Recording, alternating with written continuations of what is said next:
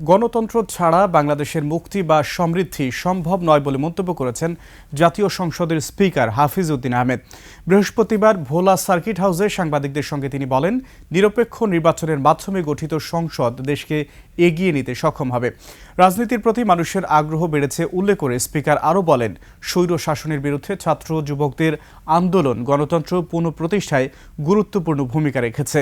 গত ১৬ বছরের স্বৈর শাসন শেষে গণতন্ত্রের মাধ্যমে দেশ আরও এগিয়ে যাবে বলে আশাবাদ জানান হাফিজ উদ্দিন আহমেদ।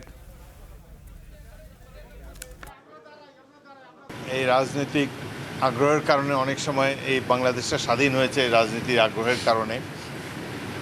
আবার কখনো কখনো স্বৈর শাসন যখন বাংলাদেশের মানুষের উপর চেপে বসে, তখন আবার এই ছাত্র যুবকরাই জনগণের পক্ষ থেকে রাজপথে নেমে এসে স্বৈর শাসনের অবসান ঘটায়, গণতান্ত্রিক ব্যবস্থাকে আবার পুনঃপ্রবর্তন করে। তো গণতন্ত্র ছাড়া তো বাংলাদেশের মুক্তি বা সমৃদ্ধি অর্জন সম্ভব নয়।